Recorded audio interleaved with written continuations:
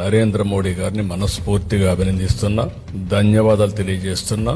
అన్ని విధాలా సహకరించారు. సహకరించడమే కాదు, ముందుండి దీనికి చట్టబద్ధత ఇవ్వాలి అని నిర్ణయించుకొని ఈరోజు చట్టబద్ధత ఇచ్చే పరిస్థితికి వచ్చారు. ఆ తర్వాత అమిత్ షా గారిని అభినందిస్తున్నాం. ఎందుకంటే డిపార్ట్మెంట్ ఆయనే దీన్ని ఇనిషియేట్ చేసి ఇమ్మీడియట్ గా ప్రాసెస్ చేసి పంపించారు. పార్లమెంట్ లో ఉండే అన్ని రాజకీయ పార్టీల ఎంపీల్ని అభినందిస్తున్నాం. లోకసభ స్పీకర్ ని అభినందిస్తున్నాం. రాజ్యసభ చైర్మన్ ని అభినందిస్తున్నా. కృతజ్ఞతలు తెలియజేస్తున్నాం. 5 కోట్ల ప్రజల తరపున వాళ్ళందరికీ కూడా ధన్యవాదాలు, కృతజ్ఞతలు. ఇంకొక పక్క ఒక్క పార్టీకి మాత్రం కృతజ్ఞత చెప్పడం, అదే YSR Congress party. Plan A, plan B, ఈ రెండు చూసినప్పుడు నాకు అనిపిస్తుంది ప్లాన్ ఏ మొన్నటి వరకు 3 రాజధానులు 3 ముక్కలాట్లు, ఇప్పుడు ప్లాన్ బి.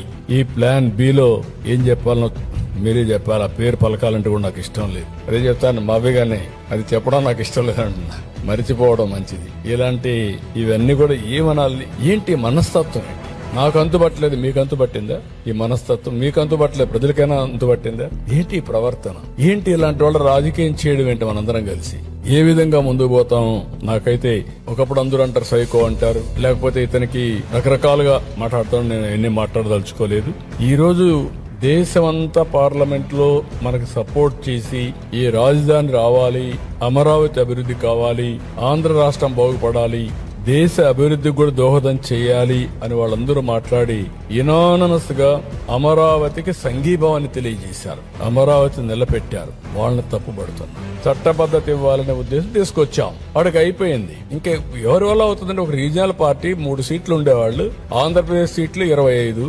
ఒకవేళ చట్టం చేసిన చట్టాన్ని తిరిగి మళ్ళా నువ్వు రాసే అవకాశం కూడా లేదు. అంటే ఇది తుగ్లక్ కూడా అదే మరి చేసి అప్పుడు చట్టాలు లేవనుకో ఆయన ఏం చెప్తే అది జరిగింది. ఇప్పుడు ఎటు జరుగుతుందండి? ఇప్పుడు జ్యుడిషియరీ పెట్టుకున్నాం మనం. రాజ్యాంగ ప్రకారం చెక్స్ అండ్ బ్యాలెన్సెస్ అదే.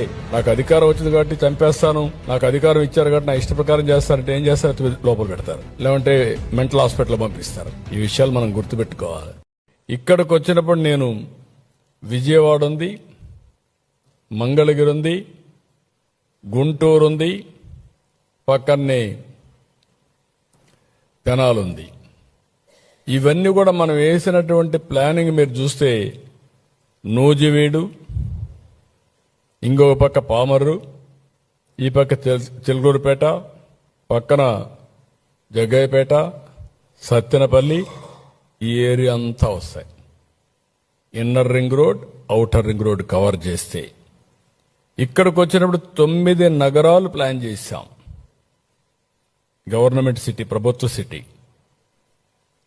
ఆర్థిక city, knowledge city, justice city, health city, sports city, tourism, media, electronics నగరాలు.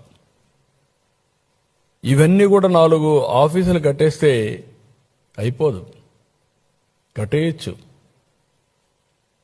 ఒక్కొక్కసారి సంక్షేమం వచ్చినప్పుడు ఏమేమి అవకాశాలున్నా ఎత్తుక్కొని తగిన విధంగా ప్రణాళికలు చేస్తే మన తర్వాత కూడా శాశ్వతంగా ఉంటాయనే ఉద్దేశంతో ఆ రోజు చేశాం.